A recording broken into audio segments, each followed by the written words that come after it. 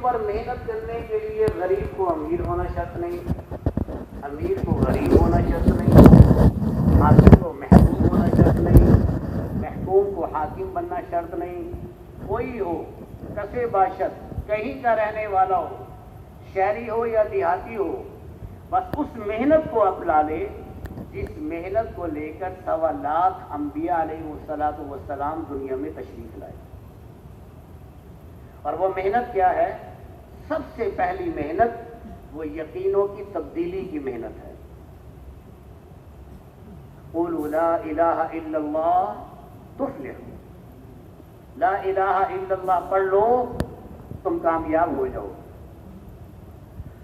اور یہ دیکھیے کہ ایسا نہیں ہوا کہ کسی زمانے میں یہ محنت بدل گئی ہو. اس سے آپ اندازہ لگائیے کہ یہ محنت کتنی ضروری ہے، کتنی اہم ہے، کتنی بنیادی ہے. ایسا نہیں ہوا کہ پہلے تو نبیوں نے کچھ اور محنت کی ہو، آدم علیہ السلام نے کچھ اور محنت کی ہو، نوح علیہ السلام کی محنت کچھ اور ہو، ابراہیم خلیل اللہ کی محنت کچھ اور ہو، جناب رسول اللہ صلی اللہ علیہ وسلم کی محنت کچھ اور ہو. نہیں، کیونکہ نبی اپنی طرف سے محنت لے کر نہیں آتے تھے. نبی مبعوث ہوتے ہیں، نبی بھیجے جاتے ہیں، اللہ کے ذریعے رہبری ہوتی ہے، اللہ کی ذات بتلاتی ہے کیا کرنا ہے اور کیسے محنت کرنی ہے. 1.25 لاکھ نبیوں نے ایک ہی محنت کو بنیاد بنایا، وہ کیا؟ لا الہ الا اللہ تفلح. آج تو دنیا میں انسان نے بڑی ترقی کر لی، بڑی سائنس نے ترقی کر لی، لیکن آپ دیکھیے گا آج کچھ کہتے ہیں، چند دنوں کے بعد، چند مہینوں کے بعد یا سالوں کے بعد خود اس کی تردید کر دیتے ہیں. بھائی نہیں نہیں نہیں، یہ دوائی نہیں کھانی، ہم نے کچھ سمجھا تھا نکلا کچھ. یہاں ایسا نہیں ہے، سب کی ایک ہی محنت. اے انسان تو اپنے اوپر محنت کر لے. اور پھر اللہ نے چونکہ تجھے مٹی سے بنایا ہے تو مٹی کا، لیکن اللہ 4 قسمیں کھا کر ارشاد فرما رہے ہیں: والتین والزیتون وطور سینین وہذا البلد الامین لقد خلقنا الانسان فی احسن تقویم. اس کائنات کا دلہا تو ہی ہے. کائنات کی حسین ترین چیز، قیمتی ترین چیز جو میں نے بنائی ہے، انسان تجھے بنایا ہے. تیرے مقابلے میں سونا کچھ نہیں، چاندی کچھ نہیں، سورج چاند کچھ نہیں، بلکہ جنت بھی کچھ نہیں. جنت بھی تیرے لیے ہی بنائی ہے میں نے. لقد خلقنا الانسان فی احسن تقویم. تو اللہ رب العزت نے انسان کو مٹی سے بنایا، اور مٹی کی سی استعدادیں اللہ نے انسان کے اندر رکھی. پیدا ہوتا ہے، نہ اس کو اپنے باپ کا پتا، نہ ماں کا پتا. بچہ ہے، نہ منہ میں دانت ہیں، اللہ تربیت فرماتے ہیں. جوان ہوتا ہے جی، اور اللہ نے کرم فرمایا، قرآن کے ذریعے، نبیوں کے ذریعے، دعوت کے ذریعے بتا دیا: اما ہدیناہ السبیل اما شاکرا و اما کفورا. دونوں راستے ہیں، یہ بھی راستہ ہے، یہ بھی راستہ ہے. یہ جنت کی طرف جاتا ہے بھائی، یہ جہنم کی طرف جا رہا ہے. فمن شاء فلیؤمن ومن شاء فلیکفر. جو چاہے ایمان لے آئے، جو چاہے کفر کر لے، انکار کر دے. ہم نے اختیار دے دیا. لیکن یاد رکھ، تیرے اندر استعدادیں بڑی ہیں، استعداد کو ضائع نہ کر. منہا خلقناکم وفیہا نعیدکم ومنہا نخرجکم تارۃ اخری. اے انسان، تجھے مٹی سے بنایا ہے، مٹی میں تو لٹایا جائے گا، مٹی سے ہی نکالا جائے گا. مٹی پر محنت ہو جائے تو اس سے آدمی کیا کچھ نہیں لے لیتا، اور محنت چھوڑ دی جائے، وہی زرخیز زمین، وہی قیمتی زمین، اگر محنت کرنے والا محنت چھوڑ دے تو کیا حال ہوتا ہے؟ وہ محنت نہ کرنے کی وجہ سے وہ سب چیزیں ضائع ہو جاتی ہیں، وہ زمین بیکار ہو جاتی ہے. جناب رسول اللہ صلی اللہ علیہ وسلم اور حضرت عیسیٰ علیہ السلام کے درمیان میں 560 یا 70 سال کا وقت گزرا. محنت کرنے والا کوئی نہیں آیا. انسانوں پر محنت کرنے والا کوئی نہیں آیا. محنت چھوٹ گئی.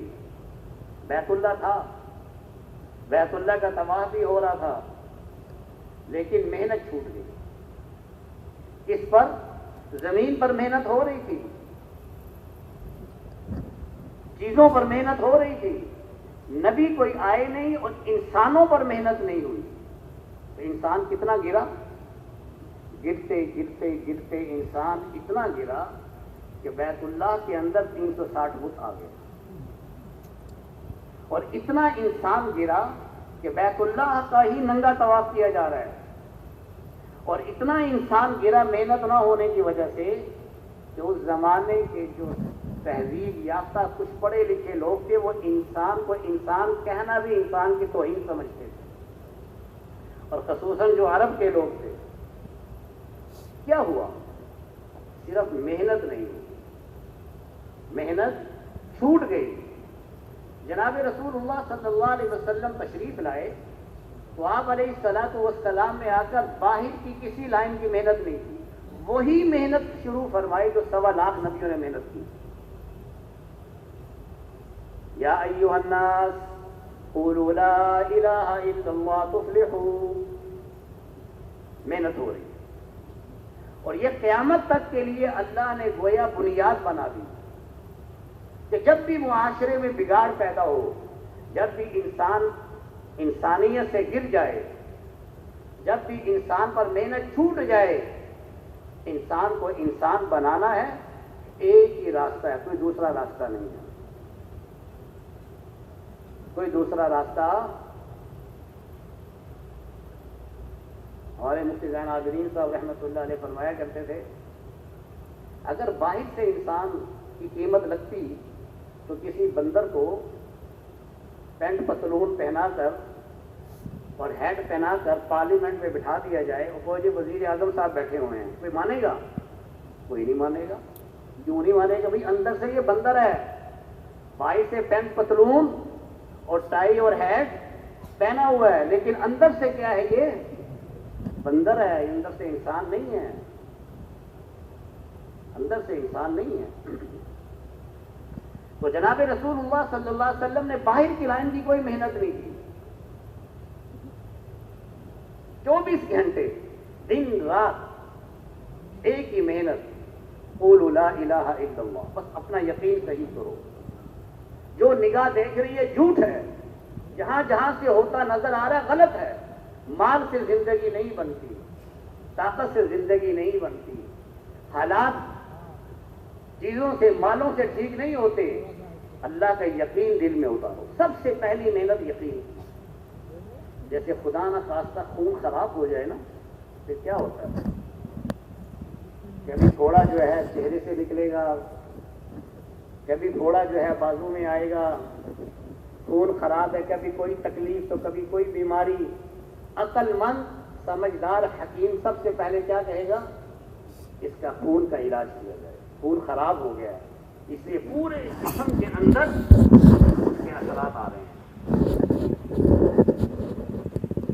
اسی طرح میرے محترم دوستو, اگر یقین غلط ہو جائے تو یاد رکھیے آدمی ساری زندگی غلط گزار دیتا ہے. اس کا خریدنا, اس کا فروخت کرنا, اس کی شادی, اس کا غم, اس کا کاروبار, اس کی گھر کی زندگی, اس کی بازار کی زندگی. اس لیے فرمایا غلط یقین اندھیرا ہے. غلط یقین اور اندھیروں کے فیصلے ہمیشہ غلط ہوا کرتے ہیں. آدمی اندھیرے میں جا رہا ہے, سردی کی رات ہے, سانپ پکڑ لیا, وہ سردی کی وجہ سے اکڑا ہوا ہے, اس نے سمجھا رسی ہے, جس نے پکڑا گرمائش آئی تو جناب وہ سانپ صاحب کو ہوش آ گئی, اسی نے ڈنگ مارا اور مار دیا. اندھیرا تھا نا, اس کا فیصلہ غلط تھا. جا رہا ہے اور راستے میں سونا پڑا ہوا پتھر سمجھ کے ٹھیک, اس نے ٹھوکر مار دی, پتہ ہی نہیں چلا. غلط یقین کی وجہ سے اس کی جوانی غلط گزرے گی، اس کی راتیں غلط گزرے گی، یہ غلط یقین کی وجہ سے کاروبار پہ بیٹھے گا، کاروبار کبھی صحیح نہیں کر سکے گا، یہ غلط یقین کی وجہ سے جہاں جائے گا وہاں بگاڑ ہی آئے گا۔ چور چوری کیوں کرتا ہے؟ غلط یقین کی وجہ سے۔ کم تولنے والا کم کیوں تولتا ہے؟ غلط یقین کی وجہ سے۔ ملاوٹ کرنے والا ملاوٹ کیوں کرتا ہے؟ غلط یقین کی وجہ سے۔ اللہ اکبر حی علی الصلاۃ کی صدا اور ندا کے وقت قدم مسجد میں کیوں نہیں اٹھتے؟ غلط یقین کی وجہ سے۔ زکوٰۃ کیوں نہیں دیتا؟ غلط یقین۔ سارا بگاڑ جو ہے اس کی بنیاد غلط یقین۔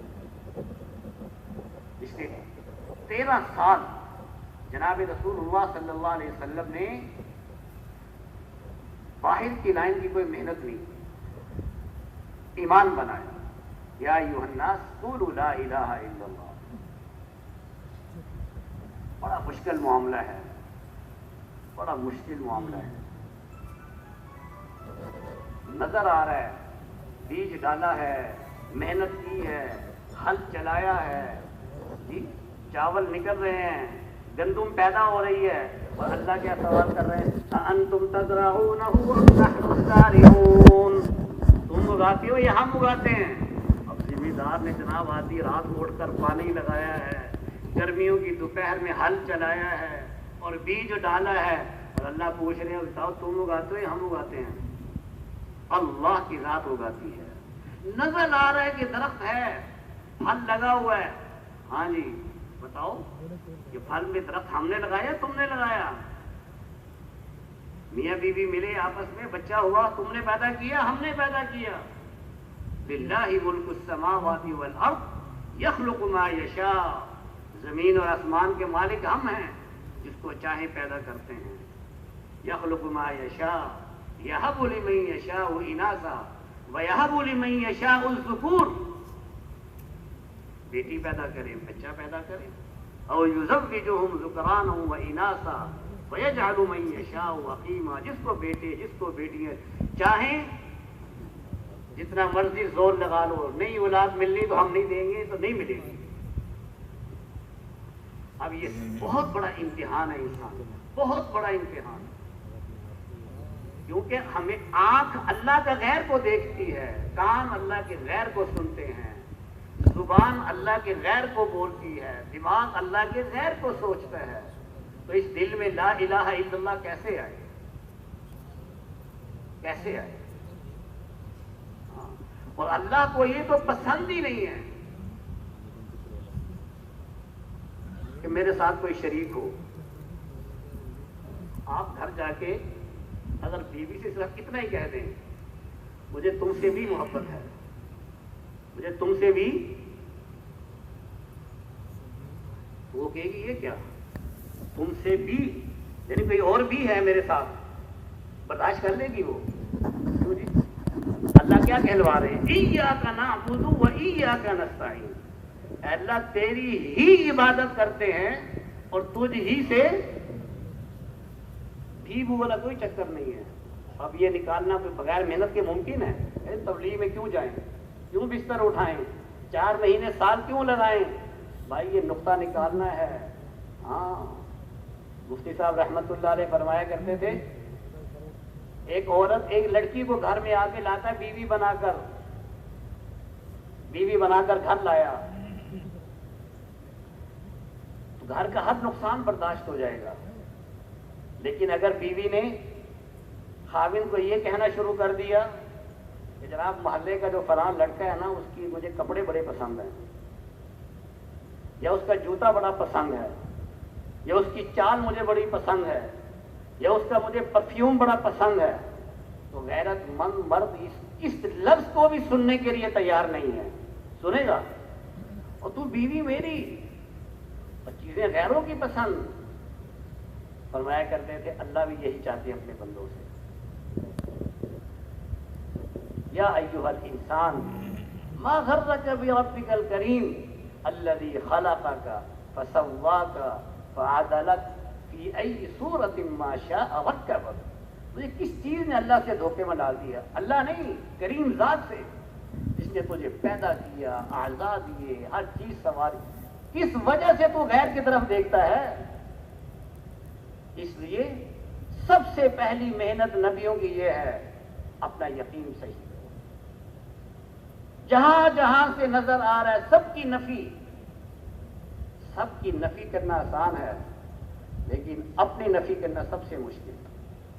ہاں اس کی دکان سے نہیں ہوتا، یہ کہنا میری دکان سے نہیں ہوتا، کسی کے مال سے نہیں ہوتا، ٹھیک ہے، نہیں میرے مال سے بھی نہیں ہوتا۔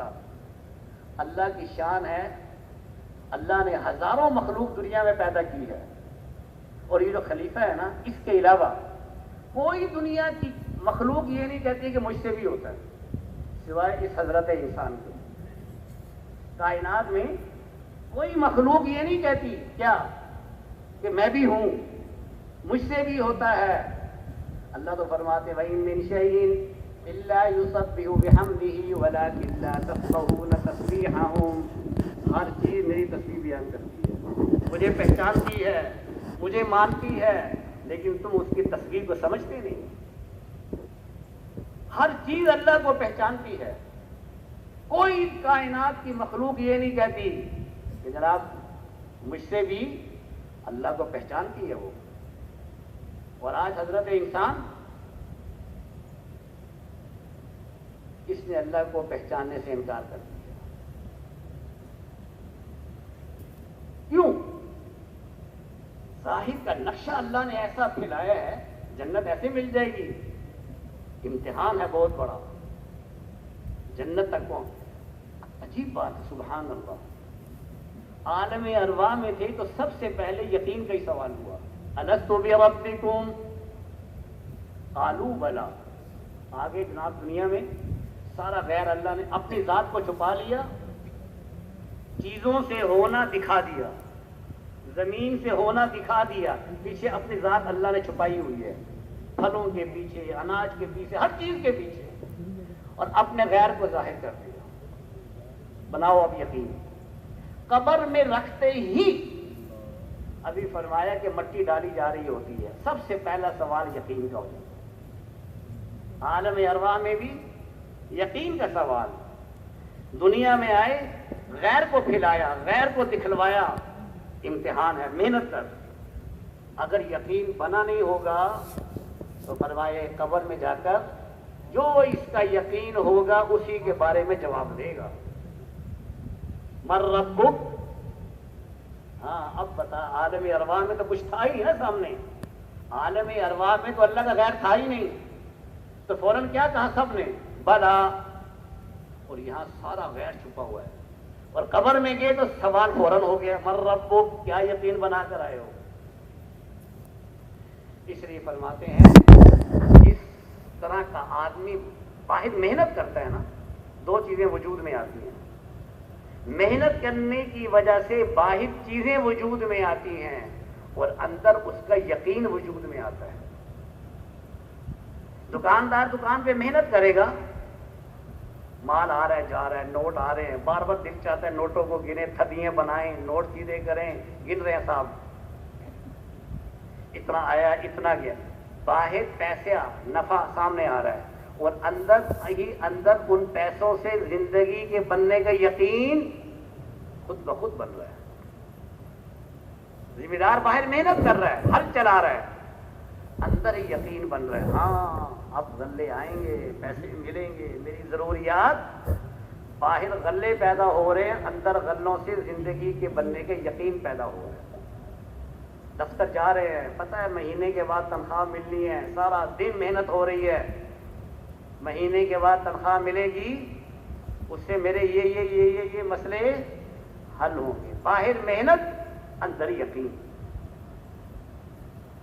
اس لیے فرمایا گیا جس جذبے پہ آدمی زندگی گزارتا ہے اسی جذبے پہ آدمی کی موت آتی ہے، اور جس جذبے پہ موت آتی ہے قیامت والے دن انہی جذبات والوں کے ساتھ اٹھایا جائے گا۔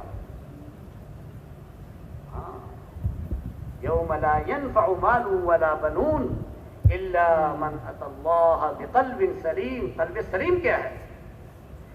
یہ دل تو اللہ نے اپنے لیے بنایا تھا، اللہ کہیں نہیں سماتے، سوائے مومن کے دل میں، سوائے مومن کے، اور اس دل میں نہیں سماتے جس دل میں کوئی غیر ہو،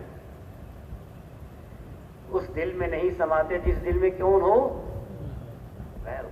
ان اللہ لا ينظر الى صورکم واموالکم ولكن ينظر الى قلوبکم واعمالکم۔ اللہ تمہاری شکلوں کو نہیں دیکھتے، اللہ تمہارے اعمالوں کو نہیں دیکھتے، دل کو دیکھتے ہیں۔ ہاں جی حاجی صاحب کس دل کے ساتھ جا رہے ہیں؟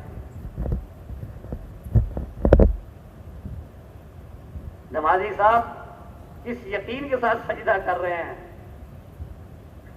یہ تو پڑھ رہے ہو ایاک نعبد و ایاک نستعین، یقین کس کا ہے؟ ہاں، اس لیے مولانا فرمایا کرتے تھے کہ آج حاجی پر محنت ہوتی ہے، حج پر محنت نہیں ہوتی۔ حاجی پر محنت کیا ہے؟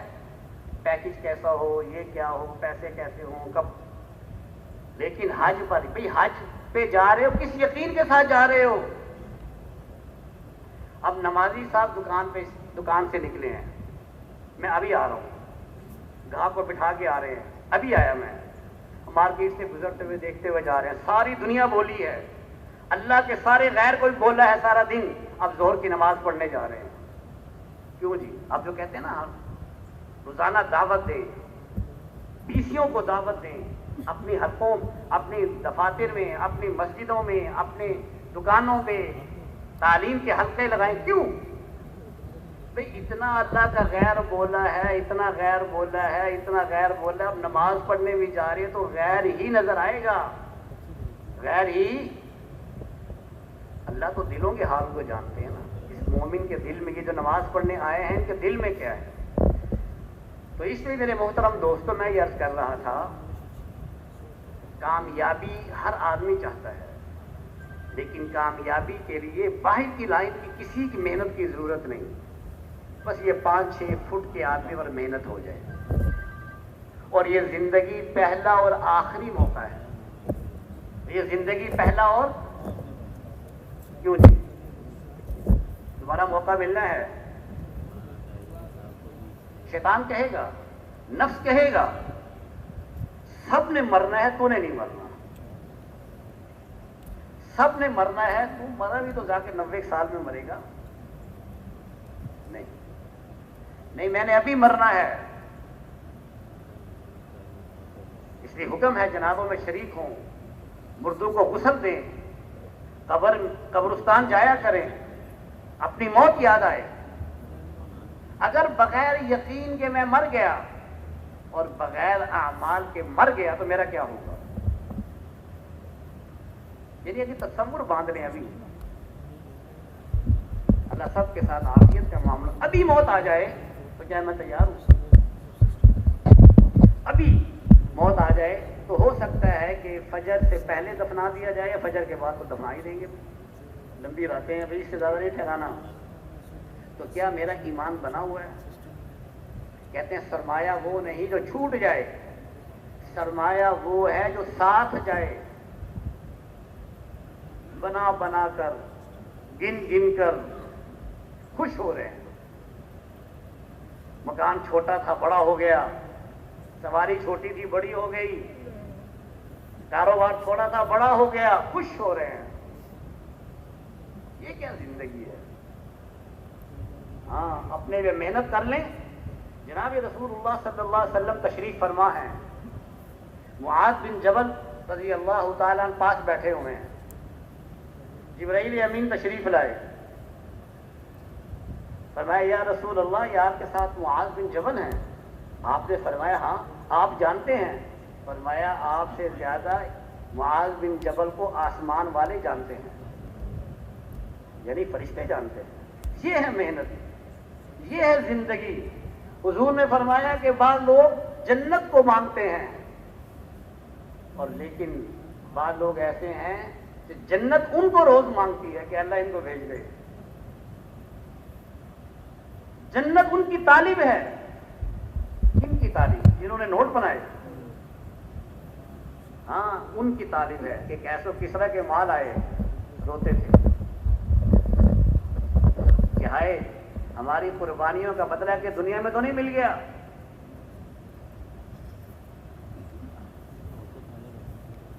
سعد بن معاذ رضی اللہ تعالی عنہ انتقال ہوا. حضور علیہ الصلوۃ والسلام نے ارشاد فرمایا کہ سعد کے مرنے نے اللہ کے عرش کو ہلا دیا.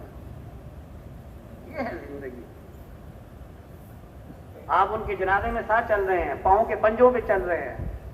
کیا ہوا یا رسول اللہ, کی تکلیف ہے؟ فرمایا نہیں, آسمانوں سے اتنے فرشتے اترے ہیں کہ زمین میں قدم رکھنے کی جگہ نہیں ہے. قبر میں اتار رہے ہیں, اے اللہ میں سعد سے راضی ہوں, آپ بھی اس سے راضی ہو جائیں. یہ ہے زندگی. یہ کیا ہوا, بنا بنا کر اولادوں کے لیے چھوڑ رہے ہیں. یہ عجیب مسافر ہے, ٹرین کھڑی ہے, کس کا مال رکھ, کس کا سامان رکھ, اور ٹرین آپ چل پڑی اور اپنا سامان ہی نہیں رکھا. اسے عقل مند کہیں گے بے وقوف. اولاد کی فکر, نواسوں کی فکر, پوتوں کی فکر, اور اپنی فکر نہیں, اور موت آ گئی. اپنی تیاری نہیں ہے اور موت آ گئی. حضور صلی اللہ علیہ وسلم نے عقل مند کس کو فرمایا؟ اس کو نہیں جو مال بنا بنا کر چھوڑ کر چلا جائے. فرمایا عقل مند آدمی وہ ہے جو موت کو یاد رکھے اور موت کے بعد والی زندگی کے لیے تیاری کرے. ہم عجیب مسافر ہیں, عجیب مسافر.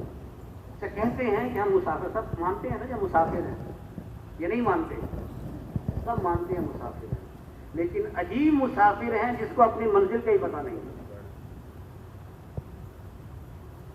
آپ کو کبھی ایئرپورٹ پہ, اسٹیشن پہ آپ جائیں تو آپ کسی سے پوچھیں کہاں جانا ہے, تو بولیے مجھے نہیں پتا کہاں جانا ہے, تو آپ کیا سمجھیں گے کہ یہ پورا نہیں ہے, یہ بیچارہ پیدل ہے, اس کے کوئی تھوڑے سے گڑبڑ ہے. مسافر کے لیے تین چیزیں شرط ہیں. تین چیزیں: منزل کا تعین, منزل تک پہنچنے کے لیے رخ کا تعین, پھر اس رخ پر قدم اٹھانا. یہ تین چیزیں مسافر کے لیے شرط ہیں. منزل طے کر لی, میں نے کراچی جانا ہے, اب کراچی کا رخ بھی اختیار کرنا پڑے گا. کراچی کا رخ بھی اسی سواری پہ, اسی جہاز پر, اسی ٹرین میں بیٹھنا پڑے گا جو کراچی جا رہی ہے. اچھا جی, گھر میں بیٹھ کر ٹکٹ تو منگوا لیا, ٹکٹ تو نکال لیا, یہ ٹکٹ نکال لیا جی جہاز میں کراچی جانا ہے, لیکن میں نے گھر سے نہیں نکلنا. گھر بیٹھے بیٹھے ہی بس میں آنکھ کھولوں کراچی پہنچ جاؤں, پہنچ جائے گا یہ کراچی؟ کبھی نہیں پہنچ سکتا. منزل کا تعین, رخ کا صحیح تعین, منزل تک پہنچنے کے لیے قدم اٹھانا. ہماری منزل کیا ہے؟ کہ ہماری منزل دنیا ہے تو پھر ٹھیک ہے, پھر تو موت نہیں آئے, نہ آئے تو ٹھیک ہے, پھر تو منزل دنیا ہوئی. ہماری منزل دنیا نہیں ہے, ہماری منزل کیا ہے؟ جنت اور آخرت. اس کے لیے صحیح رخ اختیار کرنا. اب صحیح رخ کیا ہے؟ ایمان اعمال والی زندگی پہ آنا, ایمان اور اعمال والی. اس نے کہا نا لقمان علیہ السلام نے اپنے بیٹے سے, بیٹا جتنا دنیا میں رہنا ہے اتنا دنیا کی تیاری کر لے, اور جتنا آخرت میں رہنا ہے اس کے لیے اتنی تیاری کر لے. مسئلہ حل. بھائی آخرت کے پہلے دن کے اعتبار سے 2-2.5 منٹ کی زندگی بنتی ہے. جتنا دنیا میں رہنا ہے, بھائی دنیا میں رہنا 50-60 سال, اور پروگرام کتنے لمبے ہیں؟ 100 سال سے بھی اوپر, 500 سال. ہاں 500 سال کیا, اس سے بھی آگے.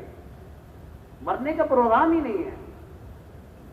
2 طرح کے لوگ ہوتے ہیں نا, ایک ہے مرنے کا پروگرام ہے اور ایک ہے زندہ رہنے کا پروگرام ہے. میرے سمیت میں اپنی بات کرتا ہوں کہ ابھی تک مرنے کا پروگرام ہی نہیں بنایا, اور جتنے جاتے ہیں نا میرے سمیت, اللہ سب کی عافیت فرمائے, کسی کو بھی مرنے کو دل نہیں چاہتا,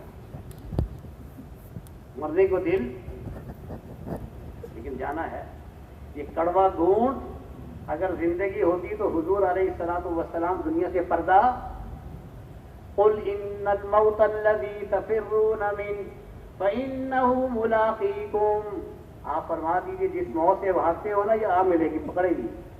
اینما تکونوا یدرککم الموت وَلَوْ كُنْتُمْ فِي بُرُوجٍ مُشَيَّدَةٍ، بڑے بڑے قلعوں میں داخل ہو جاؤ، موت وہاں سے بھی آپ پکڑے گی، موت وہاں سے بھی آپ پکڑے گی۔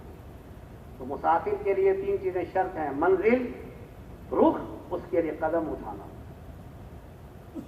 اللہ کے راستے کی نقل و حرکت، قربانی، مشقت۔ ہاں، مولانا الیاس صاحب رحمۃ اللہ علیہ فرمایا کرتے ہیں جبل جوہد کے پیچھے جنت چھپی ہوئی ہے، جبل جوہد کے پیچھے، اس کوشش کے پہاڑ کے پیچھے جنت ہے۔ دل نہیں چاہے گا رات کو تہجد پڑھوں، دل نہیں چاہے گا اعمال کروں، لیکن اندر ایمان بنا ہوگا تو پھر یہ ساری چیزیں خود کروائے گا۔ یاد رکھیے گا، انسان دین پر باہر کی طاقت سے نہیں چلا کرتا، انسان ہمیشہ دین پر چلتا ہے اندر کی طاقت سے، جس کا نام ایمان ہے۔ اس لیے ایمان کی محنت پہلے آئی، عبادات بعد میں آئی۔ نماز تو 10ویں 11ویں سال جا کے فرض ہوئی، اور نبوت ملتے ہی سب سے پہلی محنت کیا ملی؟ دعوت کی، ایمان کے بنانے کی۔ جتنا ایمان ہوگا، آنکھ صحیح دیکھے گی، کان صحیح سنیں گے، زبان صحیح بولے گی،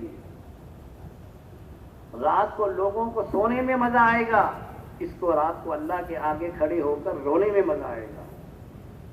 یقین جانیں،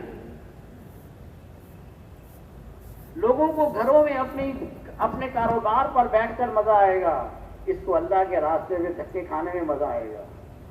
روکنا پڑتا ہے۔ یقین جانے کئی لوگ ایسے ہیں جن کو لگ جاتی ہے نا، اور بھائی نہیں کرو، ہر سال 4 مہینے چلو ٹھیک ہے، نہیں مجھے پھر تشکیل، پھر پرانی بات ہے۔ ایک فرانس کا نوجوان آیا، اس کو قدم رہے ہوئے وقت لگا رہے، جوان آدمی، 4 مہینے پورے ہو گئے، اب وہ جائے نا۔ مولانا جمشید صاحب رحمۃ اللہ علیہ ہم 2 ساتھی کو تشکیل کی، اس کو ٹکٹ لو، اسٹیشن پہ لے کر جاؤ، گاڑی میں بٹھاؤ، اور ایک بندوں کے ساتھ تشکیل کی، کراچی جا رہا تھا، اس کے ساتھ کراچی مکی مسجد بچاؤ۔ میں قسم کھا کے کہتا ہوں، ایسے وہ زاروں قطار میں ہو رہا تھا جیسے بچہ روتا ہے۔ مجھے نہ بھیجیں، میں نے نہیں جانا، میں نے یہیں رہنا ہے۔ اور بھائی 4 مہینے لگ گئے، واپس جاؤ، وہ تیار ہی نہیں ہو رہا، رو رہا ہے۔ ایک کیس نہیں، 20 سینکڑوں کیس ہے ایسے۔ انسان باہر کی طاقت سے نہیں چلا کرتا، اندر کی ایمان کی طاقت کے بقدر چلتا ہے۔ اس لیے فرمایا ایمان بنانا ہے، ایمان بچانا ہے، ایمان بڑھانا ہے، اور ایمان کو پوری دنیا میں پھیلانا ہے۔ یہ چاروں محنت ہم نے کرنی ہے۔ جیسے جیسے ایمان بنتا چلا جائے گا، دنیا بدلتی چلی جائے گی۔ الایمان یزید و ینقص، ایمان صفات کے لحاظ سے بڑھتا بھی ہے، گھٹتا بھی ہے۔ محنت ہوگی، اس کے صحابہ کیا فرماتے ہیں؟ حضور صلی اللہ علیہ وسلم کا زمانہ ہے، ہم تو 15ویں صدی میں ہیں، حضور کی صحبت سے اٹھ کر باہر آتے، نجلس بنا نور ساعتاً، اور ذرا بیٹھے ایمان کے مذاکرے کرنے، ہمارے ایمان میں ترقی ہو جائے۔ لو جی، جگہ کون سی ہے؟ مدینہ منورہ۔ زمانہ کون سا ہے؟ حضور علیہ السلام کا۔ اور کیا فرما رہے ہیں؟ حنظلہ منافق ہو گیا، حنظلہ منافق ہو گیا۔ بھائی سبحان اللہ، حضور کے زمانے میں نہیں، اندر کی کیفیت بدل گئی۔ گھر آتے ہیں کچھ، وہاں آتے ہیں کچھ۔ تو میرے محترم دوستو، اس ایمان پر محنت کرنے کے لیے قربانی شرط ہے۔ بس جب ایمان بن جائے گا، جیسے بندے کا معدہ ٹھیک ہو جائے تو کھانے کے لیے کہنا پڑتا ہے، خود کھائے گا، دسترخوان پہ بیٹھ کے بسم اللہ پڑھ کے شروع ہو جائے گا۔ اور معدہ خراب ہو جائے، کھانے کو جی نہیں کرے گا، حتیٰ کہ میٹھی چیز بھی زبان کے ذائقے کی وجہ سے کڑوی لگے گی، اندر خراب ہو گیا نا، اندر گڑبڑ ہو گئی۔ حدیث پاک کا مفہوم ہے، ایک گناہ آدمی کرتا ہے، دل پہ سیاہ دھبا لگ جاتا ہے، اور گناہ کرتا ہے، دل اور سیاہ ہو جاتا ہے، اور گناہ کرتا ہے، دل اور سیاہ ہو جاتا ہے، رفتہ رفتہ سارا دل ہی سیاہ ہو جاتا ہے۔ کلا بل ران علی قلوبہم ما کانوا یکسبون۔ یہ تو مسلسل جد و جہد ہے۔ کیا ہے مسلسل؟ کوئی 3 چلے، جیسے بھائی اثر کے بعد فرما رہے تھے، 3 چلے چلہ مقصود نہیں ہے، ہمارے ایک بزرگ تشریف لے جا رہے تھے گاڑی میں، تو اسکول سے بچوں کو چھٹی ہو گئی، اور بچے چھٹی ہو جائے تو پھر بچوں کا جو حال ہوتا ہے، بستے گلے میں ڈالے ہوئے اچھل رہے ہیں، کود رہے ہیں، چھٹی ہو گئی چھٹی ہو گئی۔ اللہ والوں نے کہا کہ گاڑی روکو، اور اپنے ساتھیوں کی طرف متوجہ ہوئے، پر میں بھی ہماری چھٹی تو موت پر ہوگی۔ ہماری چھٹی کب ہوگی؟ موت پر جا کر ہوگی، خاتمہ ایمان پر ہو جائے۔ یہ مسلسل جد و جہد ہے، مسلسل جد و جہد، تین چلے کا معاملہ نہیں ہے۔ اپنے ایمان کو بنانا، اس کے لیے قربانیاں دینا، اس کے لیے مجاہدے برداشت کرنا، اس کے لیے اللہ کے راستے میں نکلنا، مسلسل جد و جہد کرنا، ایمان بنتا چلا جائے گا تو اللہ کے بے قربان جائیں گے۔ سبحان اللہ۔ دنیا کی کسی محنت کے نتیجے کا اللہ نے وعدہ نہیں کیا کہ اگر زمین پر محنت کرو گے تو ضرور غلے ملیں گے، کارخانے لگاؤ گے تو ضرور نفع ملیں گے، دکان لگاؤ گے تو چلاؤ گے تو ضرور نفع ملیں گے۔ فرمایا اگر ہماری طرف آؤ گے نا، کس کی طرف؟ ہماری طرف آؤ گے تو ہم سارے راستے کھول دیں گے۔ والذین جاہدوا فینا لنہدینہم سبلنا، کرو محنت، کرو کوشش، ہم سارے راستے کھول دیں گے۔ محنت تو کرو، ایک بالش آ جاؤ، ہم ایک ہاتھ آ جائیں گے، چل کر آؤ، ہم تمہیں دوڑ کر لے لیں گے۔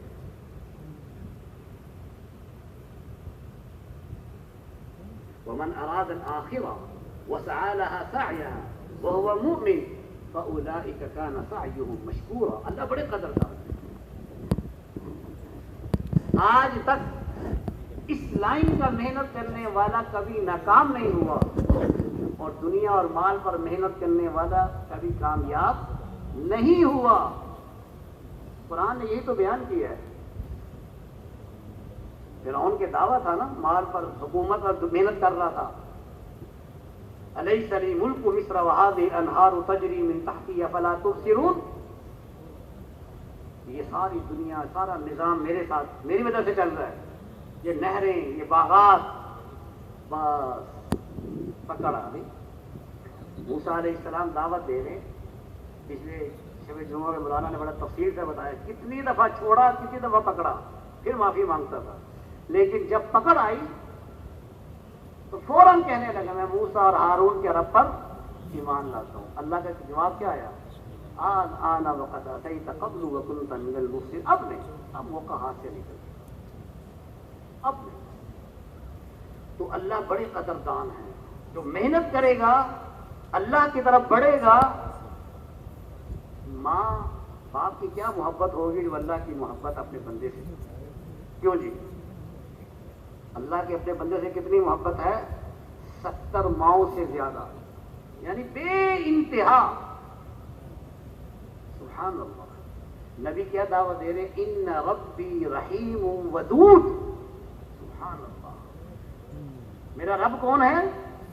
رحم کرنے والا، ودود، یعنی اتنی محبت، والہانہ محبت، جس محبت کی انتہا نہیں ہے۔ کون کہہ رہا ہے؟ نبی دعوت دے رہے ہیں اپنی قوم کو۔ چھوٹا بچہ ہوتا ہے، اس کو چلنا نہیں آتا، باپ ایک طرف بیٹھتا ہے، ماں ایک طرف بیٹھتا ہے، اور بچے کو دعوت دیتے ہیں کہ بچہ چلے، بچہ چلے، چلانا سکھانا ہوتا ہے۔ جیسے ہی بچہ قدم اٹھاتا ہے، ماں باپ دونوں کے بازو اپنی بغلوں سے نکل کر یوں باہر آ جاتے ہیں کہ کیوں؟ کہ بچہ گر نہ جائے، بچے نے قدم اٹھایا ہے، یہ بچہ کہیں گر نہ جائے، گرے تو فوراً سنبھال لیتے ہیں۔ اللہ کی ذات جو 70 ماؤں سے زیادہ پیار کرنے والی ذات ہے، اس کی طرف قدم اٹھائے گا وہ نہیں سنبھالے گا، وہ تربیت نہیں کرے گا، وہ ہمیں نہیں چلائے گا، وہ ہماری حفاظت نہیں فرمائیں گے، سب کچھ ہوگا۔ شرط کیا ہے؟ ان تنصروا اللہ ینصرکم ویثبت اقدامکم، تم کرو دین کی مدد، محنت، ہم تمہاری مدد کریں گے۔ آؤ تو صحیح میدان میں، کرو تو صحیح۔ اور صحابہ صحابہ کے ساتھ اللہ نے کر کے دکھایا. جب دین کو، دین کی محنت کو اپنی زندگی کا مقصد بنایا تو اللہ نے کر کے دکھایا نہیں دکھایا؟ فرمایا صحابہ کے ساتھ اللہ نے 4 طرح سے مدد فرمائی، 4 انعامات سے نوازا. جب دین اور دین کی محنت کو اپنی زندگی کا مقصد بنایا، 4 طرح سے اللہ نے نوازا. ذلت کے نقشوں سے نکال کر عزت کی چوٹیوں تک پہنچا دیا. ذلت کے گڑھوں میں گرے ہوئے تھے ایمان لانے سے پہلے، اور اب کیا ہے؟ ربیع بن عامر رستم کے دربار داخل ہو رہے ہیں. یہ ہے عزت. آج ہم نے شہرت اور عزت کو ملا دیا، گٹ مٹ کر دیا. شہرت اور چیز ہوتی ہے، عزت کا تعلق شہرت سے نہیں ہے، عزت کا تعلق دل سے ہوتا ہے. یاد رکھیے گا. مفتی صاحب رحمۃ اللہ علیہ بڑی عجیب عجیب باتیں فرمایا کرتے تھے تربیت کے لیے. سوال ہے، ایک دفعہ میں فیصل آباد جا رہا تھا گاڑی پہ، تو سب ٹریفک بند ہو گئی. تو ایک سارجنٹ پاس ہی کھڑا تھا. میں نے کہا کہ بھائی کیا بات ہے، روڈ کیوں بند کیا ہوا ہے؟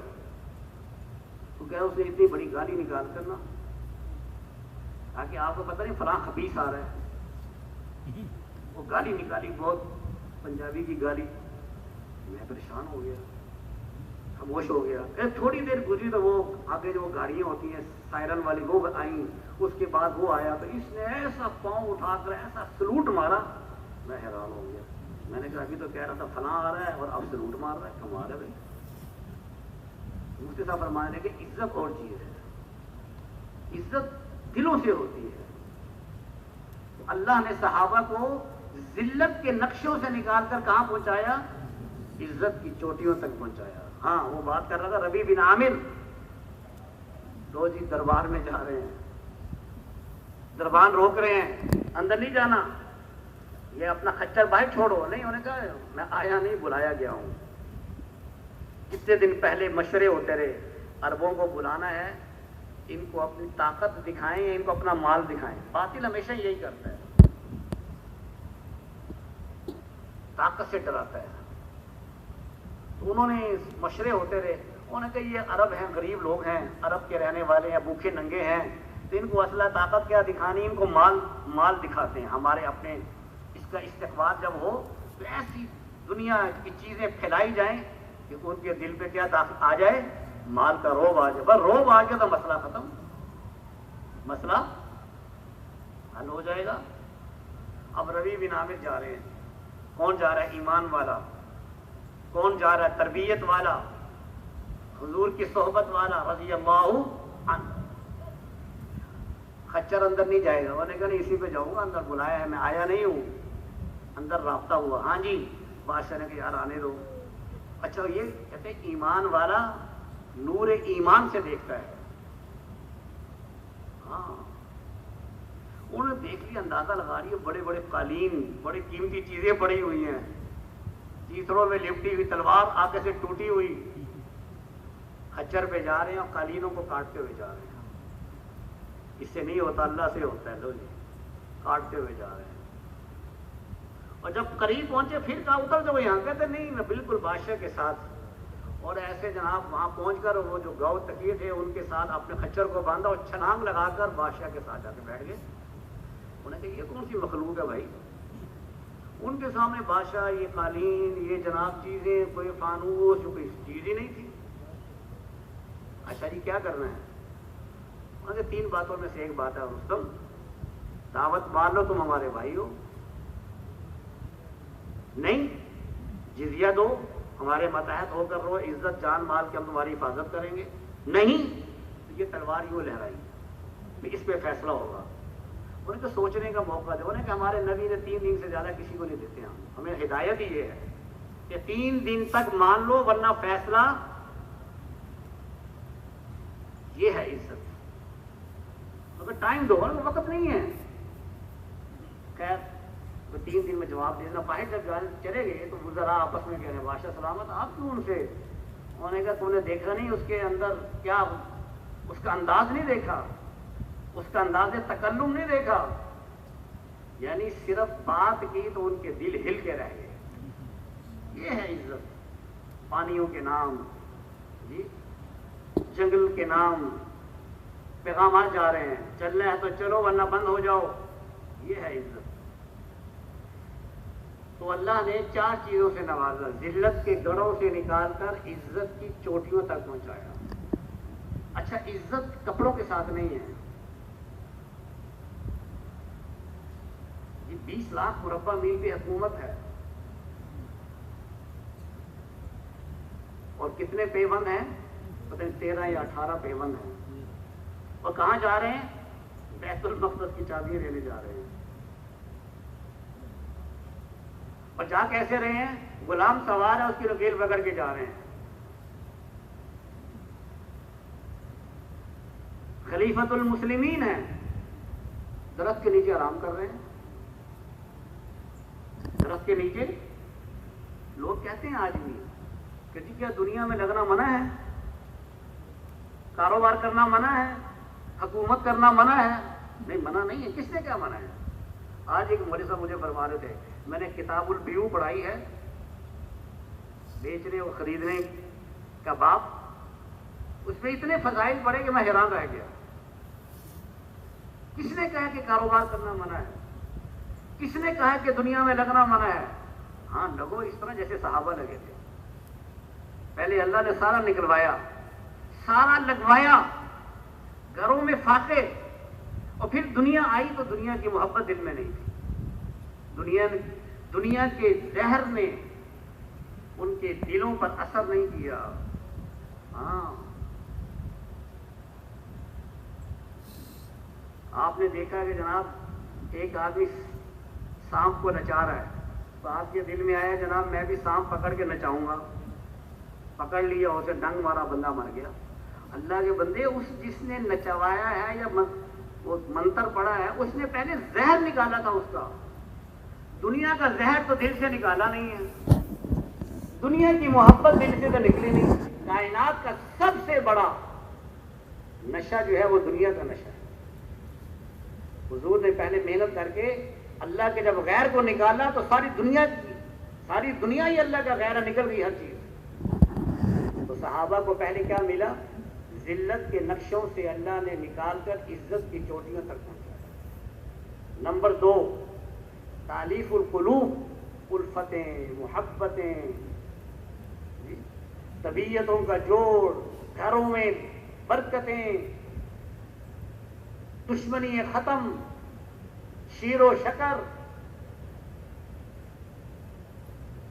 آج تم اللہ معاف فرمائے بقول مولانا سید احمد خان صاحب رحمۃ اللہ علیہ کے، کہ پہلے ایک زمانہ تھا حرمین شریفین میں اور سعودیہ میں کہ لوگ سارا سال چارہ چیزیں اکٹھی کرتے تھے کہ حاجیوں نے آنا ہے، ان پر لگانا کیسے ہے، ان پر خرچ کرنا ہے.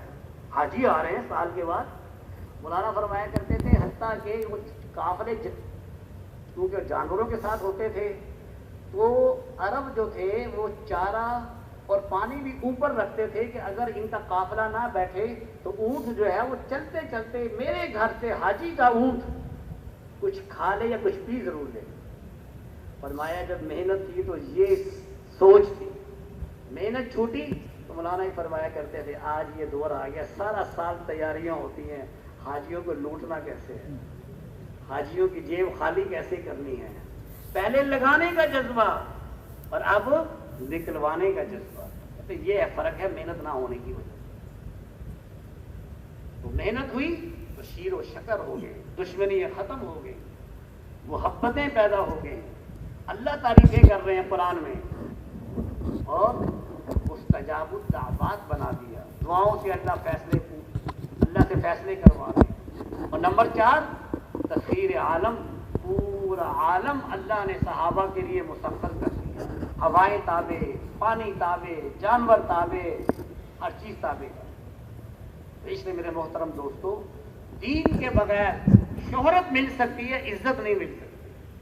اب دین کو اندر زندگی میں لانے کے لیے محنت شرط ہے. کیا شرط ہے؟ اور کوئی محنت نہیں، ایک ہی محنت جو 1.25 لاکھ نبی لے کر آئے، وہ دعوت کی محنت۔ جناب رسول اللہ صلی اللہ علیہ وسلم نے جو انسانوں کو معراج تک پہنچایا، وہ دعوت کی محنت سے پہنچایا۔ اس لیے ہم سب نیت کریں کہ انشاءاللہ العزیز اپنے اوپر محنت کرتے ہوئے پورے عالم کے انسانوں پر ہم نے محنت کرنی۔ سب کی نیت ہے۔ پہلے جتنے نبی دنیا میں تشریف لائے وہ اپنے اپنے زمانوں کے لیے آئے، اپنے اپنے علاقوں کے لیے آئے، اپنے اپنے وقت کے لیے آئے۔ وَلِكُلِّ أُمَّةٍ رَسُولٌ وَلِكُلِّ قَوْمٍ هَادٍ، اپنے اپنے زمانوں میں۔ جناب رسول اللہ صلی اللہ علیہ وسلم تشریف لائے، بس تھوڑی سی بات ہے، متوجہ رہے ساتھ۔ آپ علیہ الصلوۃ والسلام تشریف لائے تو اللہ نے تمام زمانوں کے لیے، تمام لوگوں کے لیے، قیامت تک کے لیے آپ کو نبوت عطا فرما دی اور یہ اعلان کروا دیا، قُلْ يَا أَيُّهَا النَّاسُ إِنِّي رَسُولُ اللَّهِ إِلَيْكُمْ جَمِيعًا۔ اے نبی جی آپ اعلان فرما دیں، تمام انسانیت کے لیے رسول بنا کر بھیجا گیا۔ وَمَا أَرْسَلْنَاكَ إِلَّا كَافَّةً لِلنَّاسِ بَشِيرًا وَنَذِيرًا، تمام انسانیت کے لیے بشیر اور نذیر بنا کر مجھے بھیجا گیا۔ عمر مبارک کتنی ملی؟ نبوت کے بعد 23 سال۔ عمر مبارک 23 سال اور نبوت کا زمانہ قیامت تک۔ تو اللہ نے اس امت پہ کرم فرمایا کہ حضور علیہ الصلوۃ والسلام والے کام میں، آپ والی محنت میں، آپ والے غم میں، آپ والی کام میں پوری امت کو اللہ نے شریک کر دیا۔ قُلْ هَٰذِهِ سَبِيلِي أَدْعُو إِلَى اللَّهِ عَلَىٰ بَصِيرَةٍ أَنَا وَمَنِ اتَّبَعَنِي۔ اے نبی جی اعلان فرما دیجئے۔ کیوں؟ آپ کی عمر مبارک تو 23 سال ہے، علاقہ زمانہ قیامت تک کا ہے۔ آپ اعلان فرما دیں کیا؟ هَٰذِهِ سَبِيلِي، یہ ہے میرا راستہ۔ کیا؟ أَدْعُو إِلَى اللَّهِ، میں اللہ کی طرف بلاتا ہوں، اور میرا بھی یہ راستہ ہے، جو مجھ پر ایمان لائے اس کا بھی راستہ ہے۔ سبحان اللہ، کتنا بڑا اعزاز ہے، کتنا بڑا انعام ہے۔ سوچے تو صحیح، آدمی ہمیشہ اپنے کام سے پہچانا جاتا ہے، یہ تاجر ہے، یہ ملازم ہے، یہ مزدور ہے، یہ آپ اور میں کون ہیں؟ نبی کے کام والے۔ جیسے ساری کائنات مل جائے، ساری دنیا کے لوگ مل جائیں، ایک نبی کی خاک کے برابر بھی نہیں برابر ہو سکتے ہیں۔ کیوں جی؟ ایسا ہی ہے ہمارا ایمان ہے۔ ساری دنیا کی محنتیں مل جائیں، نبی کی محنت کے برابر کوئی محنت نہیں ہو سکتی۔ اسی کو اللہ قرآن میں فرما رہے ہیں، وَمَنْ أَحْسَنُ قَوْلًا مِّمَّنْ دَعَا إِلَى اللَّهِ وَعَمِلَ صَالِحًا وَقَالَ إِنَّنِي مِنَ الْمُسْلِمِينَ۔ اس سے بڑھ کر کس کی بات ہو سکتی ہے؟ جو لوگوں کو اللہ کی طرف بلائے۔ اللہ، داؤد علیہ السلام نے عرض کیا، اللہ جی آپ کا محبوب بننا چاہتا ہوں، کوئی عمل بتا دیں۔ فرمایا لوگوں کو میرا محبوب بناؤ، ہم تجھے اپنا محبوب بنا لیں گے۔ لوگوں کا تعلق ہمارے ساتھ جوڑیے۔ صحابہ اس کو سمجھ گئے تھے۔ 1.25 لاکھ صحابہ تھے کم و بیش حجۃ الوداع کے موقع پر، لیکن کیا ہوا؟ حضور نے فرمایا میں نے امانت پہنچا دی، آپ نے حق ادا کر دیا، میں نکلو بھی اللہ کے راستے میں۔ اب شاہدین کے ذمے ہے غائبین تک پہنچائیں۔ اس کے بعد صحابہ پھر نکلے، 1.25 لاکھ صحابہ ہیں، چند ہزار کی قبریں حجاز مقدس میں ہیں، ساری دنیا میں قبریں پھیلی ہوئی، ان کی قبریں دعوت دے رہی ہیں، بتا رہی ہیں کہ یہ امت تو نقل و حرکت کے لیے پیدا ہوئی تھی، یہ امت جمود والی امت نہیں ہے، یہ امت امت دعوت ہے۔ پہلی امتیں امت عبادت تھی، یہ امت امت دعوت ہے، اس کی بنیاد میں نقل و حرکت ہے۔ کیا صحابہ کو بیت اللہ کی نمازوں کی قیمت کا نہیں پتا تھا؟ سب پتا تھا۔ حضور کی صحبت کا چھوڑنا، معاذ بن جبل یمن بھیجا جا رہا ہے، معاذ واپسی پہ قبر پہ گزر ہوگا، ملاقات نہیں ہوگی، آنسو جاری ہیں۔ صحابہ کے لیے سب سے مشکل کام یہ تھا حضور کی صحبت کو چھوڑنا، آپ کے دیدار کو چھوڑنا، لیکن کام ہے، جا رہے ہیں۔ ایسی فضا بن گئی تھی مدینہ منورہ میں نقل و حرکت کی. ہمارے بزرگ تھے ہندوستان کے میاں جی محراب رحمت اللہ علیہ، فرمانے لگے جب تقاضا آتا تھا نا اللہ کے راستے میں نکلنے کا، نکلو اللہ کے راستے میں، تو اگر کوئی صحابی کسی کی کمر کے پیچھے ہاتھ رکھ کے صرف اتنا ہی کہہ دیتا تم تیار ہو، تو وہ ناراض ہو جاتا تھا، تو مجھے منافق سمجھتا ہے. تقاضا آئے اور میں گھر بیٹھ جاؤں، یہ کیسے ممکن ہے؟ ایسی فضا بن گئی کہ مردوں کے لیے مدینہ منورہ میں مرنا مشکل ہو گیا. جو مدینہ میں مرتا تھا لوگ شک کرتے تھے کہ منافق تو نہیں، یہ مدینہ میں مرا ہے. مدینہ کی جس کا باپ یا بھائی گھر میں مر جاتا، عورتیں گھر سے باہر نہیں نکلتی تھی کہ ہم اپنی سہیلیوں کو کیا جواب دیں گی.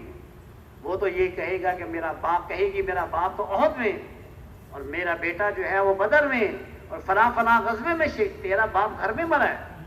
اسی لیے تو وہ آتا ہے واقعہ، عمر بن جموح رضی اللہ تعالیٰ عنہ اجازت رہے کہ گھر آ گئے، ماحول بنا ہوا تھا. اب بیوی کو یہ ہوا کہ سب کے خاوند جائے، میرا خاوند گھر آ گیا، تانا دے دیا، تم ایسے بھاگ کر آئے ہو، راستہ نکال. وہی دعا کی اللہم لا تردنی الی اہلی، احد میں شہید ہو گئے. تو میرے محترم دوستو، بات یہ ہے دین تو پھیلے گا. حضور نے ارشاد فرما دیا ہر کچے پکے گھر میں یہ لا الہ الا اللہ داخل ہوگا. اللہ میرے اور آپ کے محتاج نہیں ہے. اللہ جس سے چاہیں کام لے لے، جب چاہیں لے لے، جس کو چاہیں استعمال کر لے. کہتے ہیں بادشاہوں کے ہاں نوکروں کی کمی نہیں ہوتی، خوش قسمت نوکر وہ ہے جس کو بادشاہ کے ہاں نوکری مل جائے. اللہ میرے اور آپ کے اس کو یقین جانے، صدیوں کے بعد اللہ نے قرن اول کا ہیرا دے دیا. اللہ مجھے بھی قدردانی کی توفیق دے، آپ کو بھی قدردانی کی توفیق دے. میدان ہے بڑے آگے، 90 سال کے بزرگ ہیں صحابی، بیٹے کہہ رہے ہیں ٹھہر جائیں، آپ نہ جائیں، بوڑھے ہو گئے ہیں. کہتے نہیں، یہ آیت گھر بیٹھنے نہیں دیتی. انفروا خفافا وثقالا، ہر حال میں نکلو، ہلکے ہو یا بھاری ہو. اور ان کی اپنی تمنا کیا ہے؟ میں مر جاؤں تو میری میت کی طرح آگے چلانا، تاکہ کل قیامت میں اللہ سے یہ کہہ سکوں اللہ زندہ بھی تیرے راستے میں اور مرنے کے بعد بھی تیرے راستے میں چلا. نیت تو یہ ہو، جذبہ تو یہ ہو. خالد بن ولید کا انتقال ہو گیا. ایک صحابی سرہانے کھڑے ہو کر کہنے لگے خدا کی قسم اگر خالد کا دل چیرا جا سکتا ہوتا اور ہم چیر کر دیکھ سکتے ہوتے تو خالد کے دل میں ایک ہی جذبہ تھا، اعلاء کلمۃ اللہ، اللہ کا کلمہ دنیا میں بلند ہو جائے. خالد کی جان جاتی ہے تو چلی جائے. جذبے تو بنائیں، مانگے تو صحیح اللہ سے. اور اللہ نے معاملہ اتنا آسان فرما دیا، اس کام کے لیے اسباب کی ضرورت نہیں ہے. حضور صلی اللہ علیہ وسلم تشریف لائے پورے عالم کا کام لے کر، اور گھر میں 3 چاند چولہا نہیں چل رہا. کیوں جی؟ پیسہ چاہیے. اور ساتھی بھی اللہ نے ایسے دیے کہ ان کے پاس بھی کچھ نہیں. صحابہ رضی اللہ عنہم اجمعین. اور کام کتنا دیا؟ یہ کہنا جی میرے پاس پیسے نہیں ہیں، میرے پاس اسباب نہیں ہیں. نہیں، المعونۃ علی قدر المعونہ او کما قال صلی اللہ علیہ وسلم. جتنی بڑی ذمہ داری کا کوئی احساس کرے گا اللہ کی مدد خود اسی بقدر آئے گی. کریں تو صحیح، ارادہ تو کریں، پھر دیکھیں اللہ کیسے لیتے ہیں کام، کیسے لیتے ہیں. وہاں طارق جمیل صاحب فرمانے لگے میں ایک افریقہ کے سفر میں جا رہا تھا، وہاں اجتماع پہ، تو اسی جہاز میں ایک 7 ماہ کی جماعت بھی جا رہی تھی سرحد کے کسی علاقے سے. قبولیت کے بتانے لگوں کیسی ہوتی ہے. کہتا وہ 7 سیٹ میں وہ ساتھی بیٹھ گیا میرا. میں نے کہا بھائی کہاں جا رہے ہو صاحب، کتنا خرچہ ہو؟ 70,000 روپیہ یا 80,000 روپے کم و بیش. کیسے تمہارے ظاہری حالات تو ایسے نہیں، کیا کیا؟ اس نے کہا جی میری جوتوں کی دکان تھی، میں نے بیچ دی. جوتوں کی دکان تھی. کہتے میں سمجھا کہ بھائی کوئی پشاور میں کہ مردان میں کوئی دکان ہوگی. میں نے کہا دکان کتنے کی بکی؟ اس نے کہا 600 روپے کی. میں پریشان ہو گیا. میں کون سی دکان؟ کہتا وہ جو پالش کرتے ہیں ڈبہ جو ہوتا ہے وہ تھوڑے سے ٹانکے لگاتے ہیں اور پالش کرتے ہیں, وہ میری دکان تھی, میں نے بیچ دی. اور بھائی تو یہاں کیسے آیا؟ کہتا جو میرے بس میں تھا وہ میں نے کیا, باقی اللہ نے کیا, آج آپ کے ساتھ بیٹھا ہوا ہوں. تو پیسے پوسی کا کوئی تعلق نہیں, اندر کے جذبے کا. انا عند ظن عبدی بی او کما قال صلی اللہ. میں بندے کے ساتھ ویسا ہی کرتا ہوں جیسا بندہ گمان کرتا ہے. جذبہ دیکھا جاتا ہے. نیت کرے پوری دنیا میں جانا ہے, اپنے جان و مال کو لگانا ہے, اپنی جوانی صلاحیتوں کو لگانا ہے, اپنی استعدادوں کو لگانا ہے, اور کرنا کس کے لیے؟ اللہ کے لیے. لینا کس سے ہے؟ اللہ سے لینا ہے. اللہ تو دیکھ رہے ہیں کون کتنا کر رہا ہے. حضور نے کیا فرمایا کہ میرے گھر کا یہ مہمان آیا, کون لے کے جائے گا اپنے گھر؟ ایک صحابی نے کہا تقاضا آیا, یا رسول اللہ میں حاضر. گھر لے گئے, اور پتا تھا گھر میں کچھ نہیں ہے, لیکن تقاضے سے پیچھے نہیں ہٹے, گھر لے آئے. بیوی نے بتا دیا لمبا واقعہ ہے, گھر بچوں کے لیے اپنے لیے ہے, یا بچے کھائیں گے مہمان. اچھا بھی دیا صحیح کرنے کے بہانے بجھا دینا, مہمان آیا یہ کھا لے. اب یہ جو قربانی دی یہ کس کے لیے دی تھی صحابی نے؟ اللہ دیکھ رہے ہیں. ابھی صبح حضور کی خدمت میں حاضر نہیں ہوئے, قرآن اتر گیا یؤثرون علی انفسہم ولو کان بہم خصاصہ. میں کس کے لیے کر رہا ہوں؟ اپنے اللہ کو راضی کرنے کے لیے کر رہا ہوں, اپنے اللہ کو راضی کرنے. اس لیے میرے محترم دوستو, بڑے بڑے ارادے کریں, اپنی جیبوں کو اپنے حالات کو دیکھ کر ارادے نہ کیے جائیں. اللہ کی قدرت پر, اللہ کی طاقت پر, اللہ سے ہونے کو سامنے رکھ کر ارادے کریں. ہم نے اسی لاہور شہر میں دیکھا, اسباب نہیں ہیں لیکن جذبہ ان کو لے گیا. چیزیں نہیں ہیں, مانگتے رہے اللہ سے, فیصلے کروا لیے اللہ سے. حوصلے اور ہمت کے ساتھ فرمائیں 4 مہینے اور 40 دن کے لیے کون کو نقد تیار ہے. دیکھیں اتنا بڑا درمیان میں وقفہ آ گیا, پتہ نہیں ہم سے کیا گناہ ہوا, ناقدری ہوئی. اب اللہ نے دوبارہ موقع دیا ہے. اب اللہ کو اپنے جذبات دکھائیں اللہ